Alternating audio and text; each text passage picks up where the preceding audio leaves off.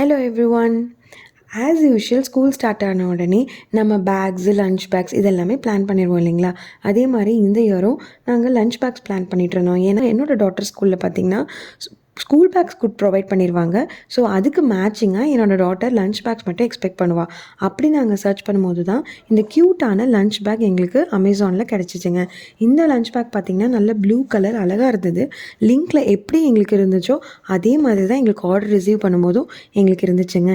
ஏன் இந்த colour choose பண்ணோன்னா எவ்ரி இயர் அவங்க ஸ்கூலில் ஒரு கலர்ஸ் கொடுப்பாங்க. ஸோ இந்த இயர் அவங்களுக்கு ப்ளூ இஸ் க்ரே.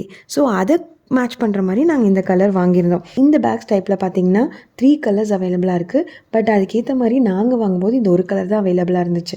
ஆனால் இந்த டிசைன், இந்த சைஸ், இந்த பிரெத் எல்லாமே என்கிட்ட கரெக்டாக 2 ஸ்நாக்ஸ் பாக்ஸ், ஒரு லஞ்ச் பாக்ஸ் வைக்கிறதுக்கான கரெக்டான ஃபிட் சைஸாக இருந்துச்சு.